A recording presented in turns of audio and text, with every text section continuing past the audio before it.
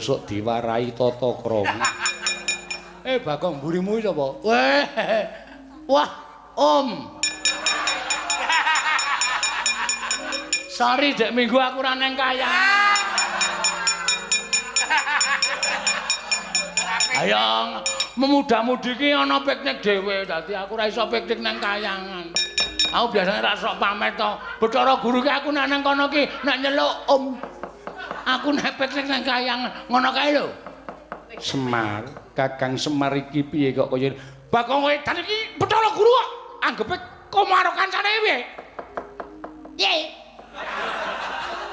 Ngopo?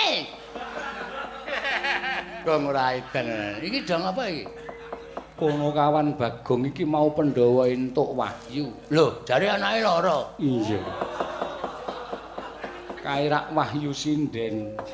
Niki wahyu Pancamaya. Oh, ora ngerti kok. Lho, Tru? Tur Abimanyu aja udah. Ayo isih sugeng ngono kok isih lenggah kono. Malah Ndara Gatotkaca, Ndara Antarja, Ndara Setyaki. Kowe kae mbledhe kae Kapimendha, mendha dasmu iki. Oh, Nara Gareng to tak kira Kapimendha. Ngawur ora senengane. Muga-muga Pandhawa tansah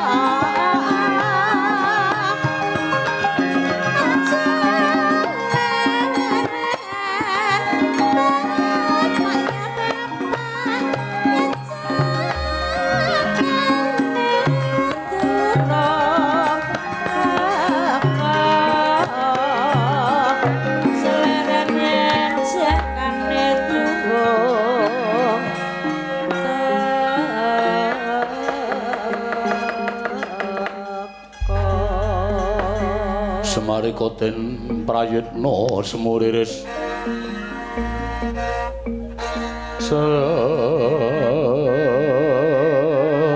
semuriris iko balik titiyone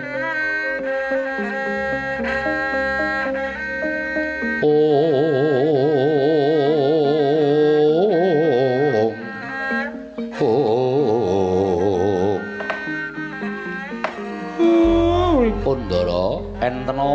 Gus? Kok pasuryane katon rengu suntruting guwaya ketingal sanget ndara nedheng menggaliaken satunggiling perkawis. Nggih Den, tepunging wimbo gligaping paningal boten kados adat sabenipun. Nggih Ndara. Panangabdipun Petruk semadhong dawuh, "Pripun Ndara, ajeng ngajak jajan apa?" Hus. Jajan-jajan kuwi apa? Sing dirembung mung pangan wae kok ora. Kiai Semar Siwa Badranaya. Kula wonten dawuh. Apa Siwa Semar ora kulak pawarta adol pangrungu. Bab napa? Yen to wis ana sak Candraitung lungguhaning dina samengko iki, pepundhen Pandhawa padha ninggal praja Ngamarta. Mbuh menyang endi lenggahing para Pandhawa? Wekasan akeh para putra ingkang padha jejaga ning negara Ngamarta. Monggo Abimanyu pinutrakake dening Kanjeng Rama Madukara. Yen to nganti Abimanyu ora manunggal kelawan para putra, melu njaga marang katentremaning negara Ngamarta do nyono crak nyono padha mestani. Lamun Abimanyu sawijining putra ingkang ora ngerti kelawan wong tuwa sarta ora iso ngaturake dharma bektine kelawan pepundhenku Pandhawa. Siwa Semar. Semareka den prayetna samuriris eka balik titiyani gandayani trisanya purnama sasi gilar-gilaran ing tengah latar milang lintang Bima Sekti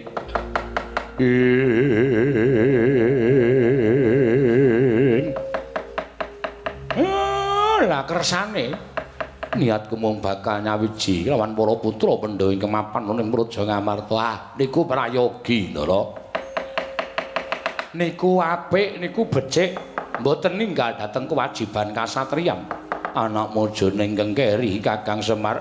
Ndika tindak kula dherekaken nggih Den. Anut lakuning Kurawa ing ngune patine.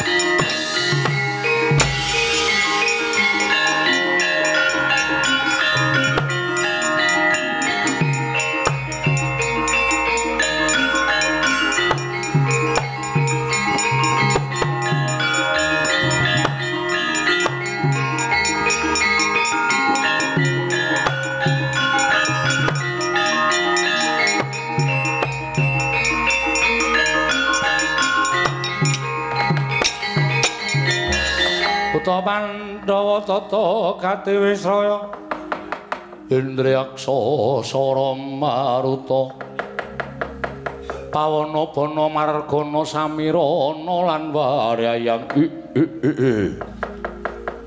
dak sawangska kadohan ana wujuding satriya ditutke Panakawan capapat cacahe.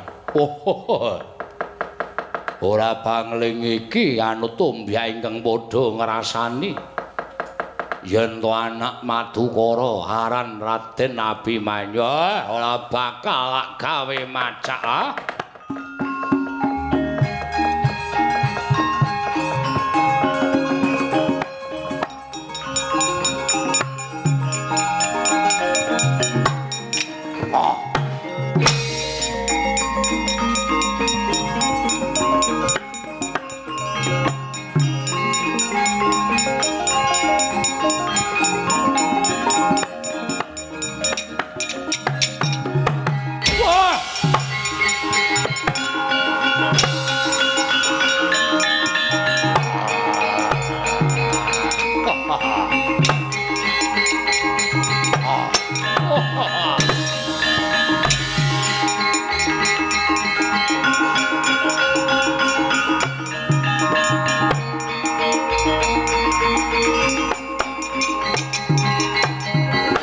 anut lakuning Kurawa ngene patine Sang Abimanyu kena ing citra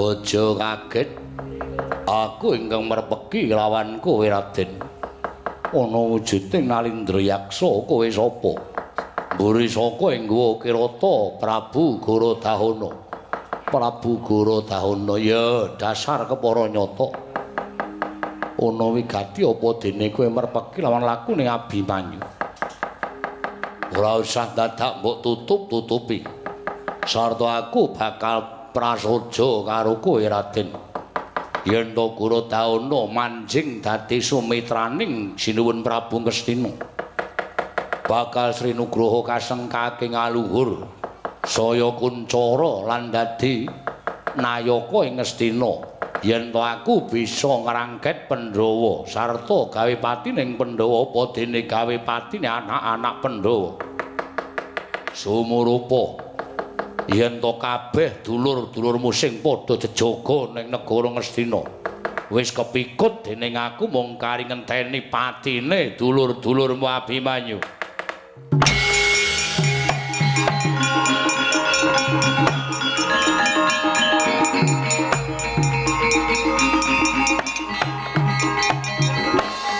kagiat risang kapirang rinangkul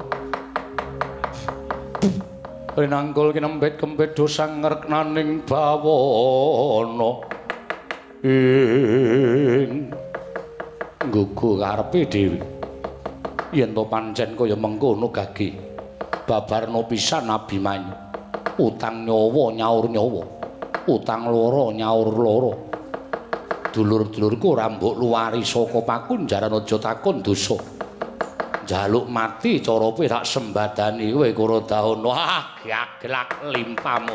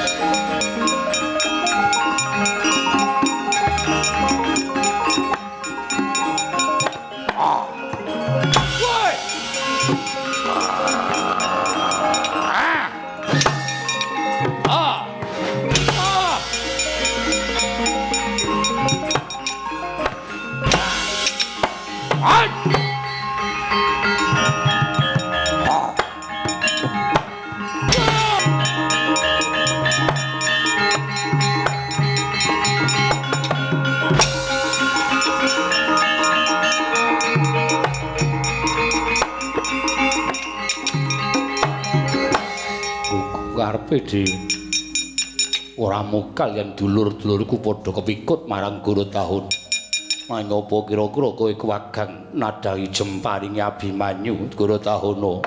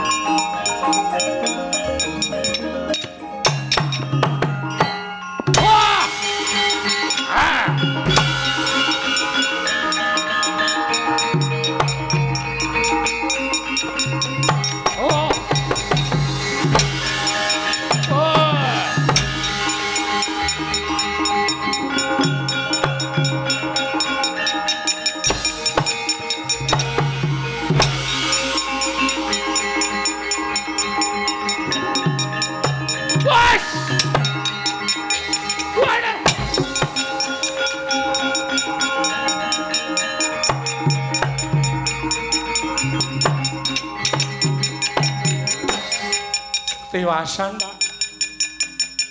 Dewasan iki kowe araku nek ora ndang mlayu matur Ndara Pandhawa goleki Ndara Pandhawa ning endi lengke. Ora bakal rampung perkarane Pak iki ngembet nyawa lho Pak.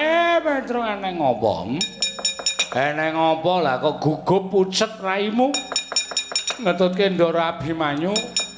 Mula kowe iki nek ngetutke sing cedhak to Pak, dadi ngerti perkarane, ngerti lelakone. Apa kok men cukup di? Nang apa Ndara Abimanyu ketemu buta? Mbuh jenenge apa? Ndara Abimanyu kepikut dening buta, butane ngamuk. Iki kowe karo nek ora mlayu melu kepikut karo buta kae mau mengko le matur Ndara Pandhawa sapa? Nala Gareng digugah Bagong kon adus. Lho. Kok Bagong kon adus? Bagong lagi adus kon gak wis ayo dem mlayu sing ado ya Pak ya. Ayo.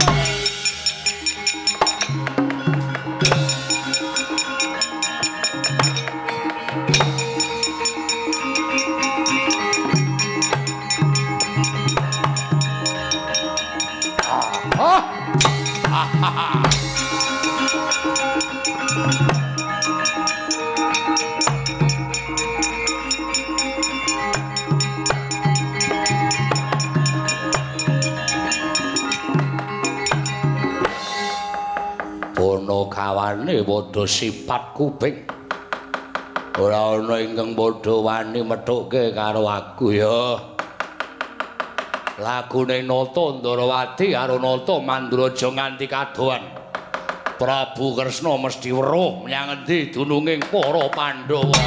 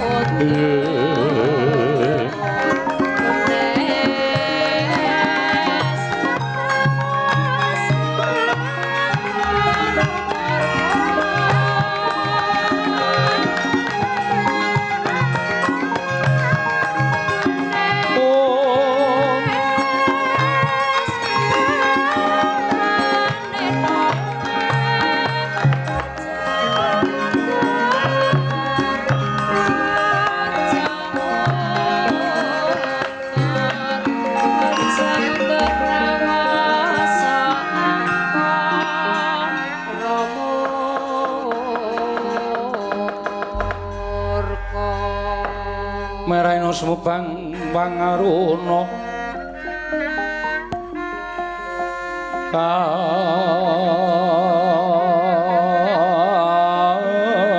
dinetraning uga rapuh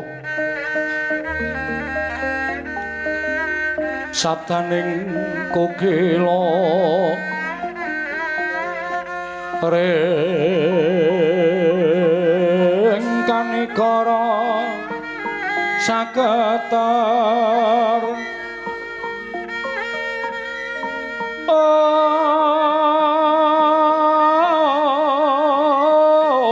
kene donga engkong lir wowo sing pene panca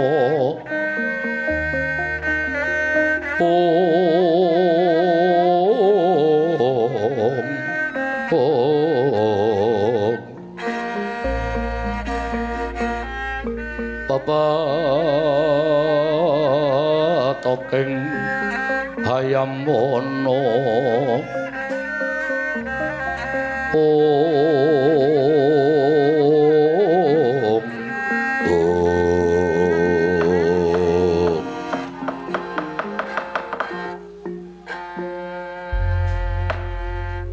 barep kakangku sasuwene mapan ana ing segara wedi nggone Mahasingasamun nglakoni tapa yen dikeparengake aku tak nyuwun mriksa sadurunge nerusake nggone nglakoni semedi barep setyane apa lan karepe piye inggih Koko Prabu nadyan ingkang raying Madukara semanten ugi kepareng kula badhe cemadhung dawuh kadanging pun Kakang Werkudara apa dene Arjuna kula wonten maring adawuh barep kakangku piye yektine Syadi durung tak paringi ngerti sarta durung nampa dawuh pangendikaning pun Kakang mangerti ya Yayi yen to sadurungipun Kakang budal nganti kelawan Syadi prapteng ing segara wedi ing mapan ana ing ngereng-ngereng arga Gajah Mungkur iki sayekti mituhu marang sabdaning dewa yen to Pandhawa ingkang wis tinuding bakal nampa wujuding kanugrahan ingkang winastan Wahyu Pancamaya Werkudara wondene apa to sababe dene Pandhawa 5 ingkang keduga sarta nampa wujuding kanugrahan ya awit para Pandhawa ingkang wis tinuding dening para Jawata minangka dadi utusaning adil mangrurah satrumurka ingkang gumlaroning jagat wondene ingkang angka 2 Pandhawa kinarya tandha manunggaling kawula negara Ngamarta saengga dadi songsong agunging para kawula dasih ana ing jagat iki Dimas Harya Werkudara sarating pandam sumula madangi jroning masarean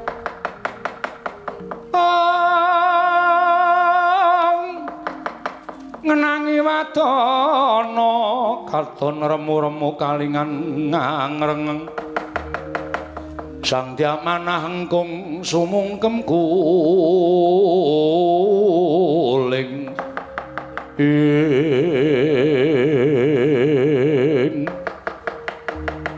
sawetawis para Pandhawa ngrima papan wonten ing segara wedi mapan wonten ing jurang pangarep-arep dadak sakoleng mangke rawuhipun Ndrawati Wanata Mandura karya kagiat sangya ing samya wuninga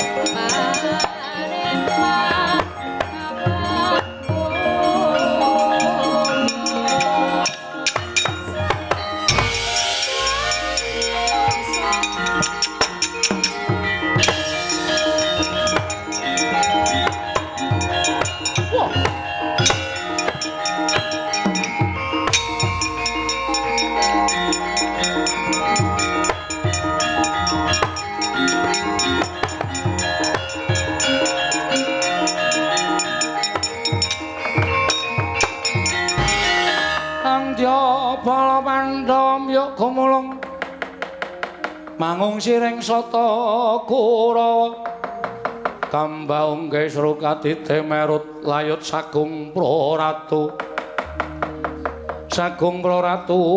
kang sangswatama ing Koko Prabu sewu-sewu kalepatanipun ingkang rayi tadah wadana dene kula mboten tetarosan lan maduka Kanjeng Koko Prabu Yayi mboten dados menapa jerancas gegayuhaning para Pandhawa menika utami napakaken tapa brata semedi wonten ing jurang pengarap-arap nadyan semantena tasih wonten kalepatanipun Yayi Prabu mboten tetarosan kan para putra wiwah para sentana ing Ngamarta wekasan sak mangke dados sami bingung bilulungan inggih kalebet dhateng paduka Kanjeng Koko Prabu kula ugi mboten munjuk atur bab menika mboten dados sabab namung mugi andadosna ing kawuningan sak pengeripun Yayi sak kadang saking negari Ngamarta komplang kathah ingkang sami kepengin amblengket negari Ngamarta kalebet Yayi Duryudana ingkang ngandhuta srayaning Kurawa ingkang pengawak Gorodahana ingkang kedugi damel cintrakanipun para putra satemah kabanda dening Gorodahana Yayi.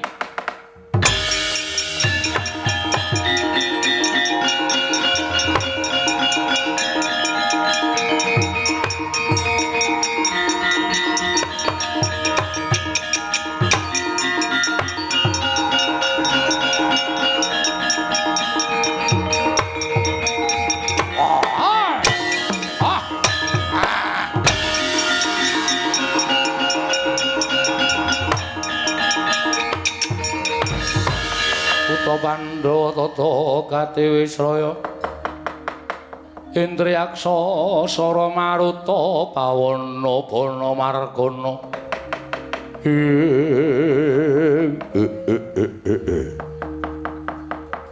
Prabu Puntadewa menika sinten ditepungake wae aku srayaning wong Astina Nalindra ing guwa Kirata Prabu Gorodahana Prabu Gorodahana ya wonten menapa dene paduka kraya-raya prapteng wonten ing jurang pengarap-arap wonten telenging segara Wedhi dinten sak mangke papan panggenanipun Pandhawanipun sami mahasing asamun wektu dina iki aja mbok tutukake nggonmu nglakoni tapa merga ora wurung mengko kowe ora bakal kasembadan apa kang dadi sedyamu awit dina samengko Prabu Duryudana ngutus kelawan Gorodahana cilik bisa mbondo para Pandhawa gedhe bisa nugel guluning para Pandhawa mula wektu dina iki Pandhawa 5 padha tata-tata bakal tak rangket tak sowanke sinuwun Prabu Darma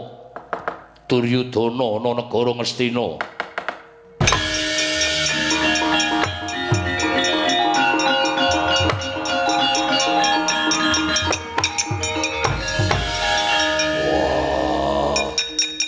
arep kakangku Lilanana tak jangkae Gorodahana wani bakal ngrasani ngrangket para Pandhawa Koko Prabu Lilanana Arjuna Werkudara wong kang nglakoni tapa brata wong kang nglakoni prihatin yekti kudu gedhe penggalihe gedhekno watak sabar gedhekno watak ikhlas sapa ngerti Gorodahana iki minangka dadi pacobaning Pandhawa nggone nglakoni padha prihatin dadi lantaran tumedhak ing kanugrahan mula siadi aja nganti gampang kebrongot marang mubal-babaling nafsu semono uga Janaka sirepen nganggo tirtaning kesabaran Gorodahana iki pun kakang dhewe ingkang bakal ngadepi ayo ora usah ndadakake gunem tanpa guna sapa sing kira-kira ora narimakake tandhinge Gorodahana sinuwun Prabu ngaturaken panuwun ingkang tanpa pepindhan dene jengandika badhe paring pidana dhateng para Pandhawa sarana badhe paring margining pejah para Pandhawanipun mapan wonten telenging jurang pengarap-arap jer wonten pundi purukipun tiyang gesang menika namung badhe anggayuh mati ingkang sampurna kamangka panjenengan sagah nguntapaken pejaipun para Pandhawa teges patining para Pandhawa sakmangke ugi badhe manjing pejah ingkang sampurna. Namung saderengipun sinuwun Prabu, gandeng kula minangka dados tetuangganing para Pandhawa, kula ngaturaken genging panuwun ingkang tanpa pepindhan dinejeng ngandika Sang Nata Prabu Guradana ingkang dadi lantaran pejahing para Pandhawa. Mugi-mugi sakmangke Pandhawa pikantuk margi ingkang padhang anggenipun badhe sowan ngersanipun Hyang Mahanasa saha sampun dipun cawisaken swarga dening Hyang Mahamanon. Ateges jengandika sampun mulyakaken dhateng gesangipun para Pandhawa. Kados menapa ta nikmating gesang wonten ing jagat menika boten wonten sak glugut kolang-kaling menawi katanding nikmat mapan wonten ing kasuwargan. Sinuwun saderengipun paduka mejahi para Pandhawa langkung prayogi monggo kula aturi nampi dhateng sungkemipun Puntadewa. Kula aturi nampi dhateng sembahipun ingkang abdipun Puntadewa Drodhok Sang Guradana ical wujuding yaksa nenggih Sang Hyang Manikmaya.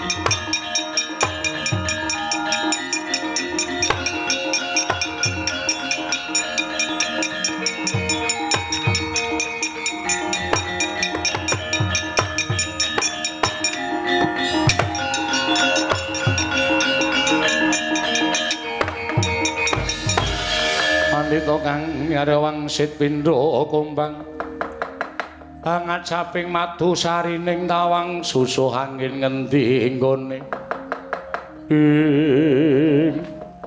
mboten nginten paduka Hyang Adi Pukulun kula ngaturaken sembah pangabekti kula kunjuk iya Darma Kusuma Uluntampa Pukulun ngaturaken sembah pangabekti kula kunjuk Kresna Uluntampa Pukulun ngaturaken sembah pangabekti kula kunjuk Baladewa Uluntampa Guru hakeku aku aturke sembah iya Werkudara Pukulun ngaturaken sembah Pandhawa Kresna Baladewa lan kabeh lancur-lancur Pandhawa padha sumrupa sayekti ulun mimba wujuding yaksa nampa dawuh timbalaning Sang Asih Prana kinenodi marang kekuwataning Pandhawa nggone bakal nglakoni tapa ana ing telenging jurang pengarap-arep jebul tinemuni apa ingkang kita lakoni tetek tangguh lan tanggun mbuya miyur marang kahanan apa wae lan mbuya gampang murup sarta mbuya gampang katetangi hawa nafsuning para Pandhawa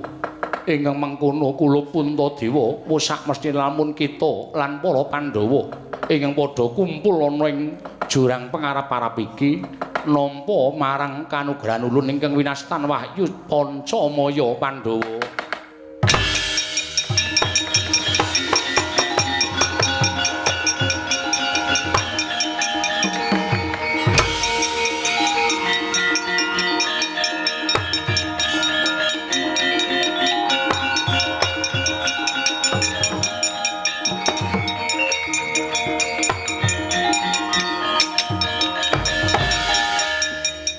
Full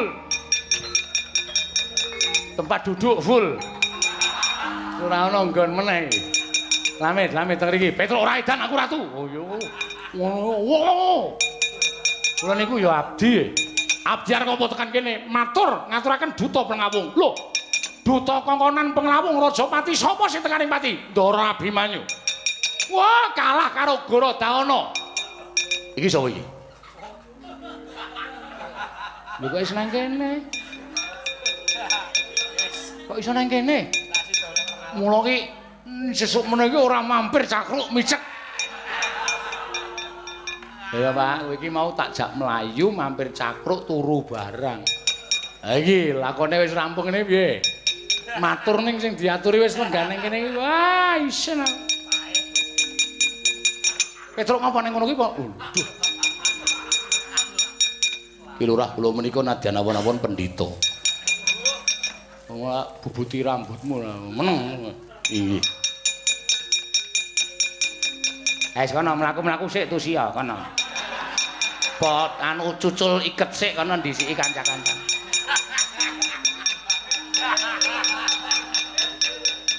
Nala Gareng nggih. Arep napa? Ngaturaken Ndara Abimanyu seda. Sing kandha sapa? Iki sapa iki keleke pirang-pirang iki?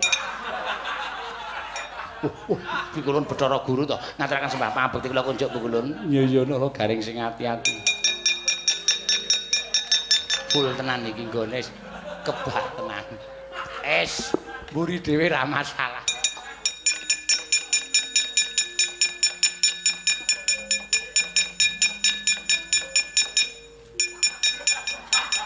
Bagong wong edan Kakang Semar Bagong ki mbok sok diwarai tata krama. Bagong mburimu iki sapa? Wah, Om. Sorry dek minggu aku ora neng kayang. Ayang, memuda-mudi ki ana piknik dhewe, dadi aku ora iso piknik neng kayangan. Aku biasane ra sok pamit to. Bathara Guru ki aku nek nang kono ki nek nyeluk Om. Aku nek piknik nang kayangan, ngono kae lho. Semar, Kakang Semar iki piye kok kaya Bagong Wedan iki Bathara Guru kok anggepe karo kancane piye?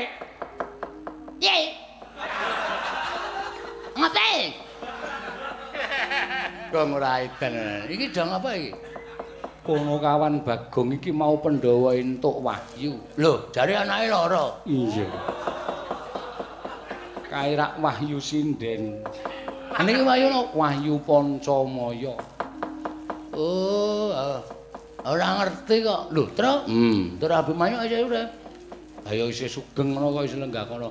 Malah ana Ndara Gatotkaca, Ndara Antarja, Ndara Setyaki. Kowe kae mbedhe kae Kapimenda, menda dasmu kuwi. Oh, Nala Gareng to tak kira Kapimenda. Ngawur ora senengane. Muga-muga Pandhawa tansah anjayeng bawana. Pandhawa tetepa dadi songsong pepayunging para kawula. Pandhawa tetepa dadi kamanunggaling jagat ngamarta yen bisa jagat saisine Puntadewa.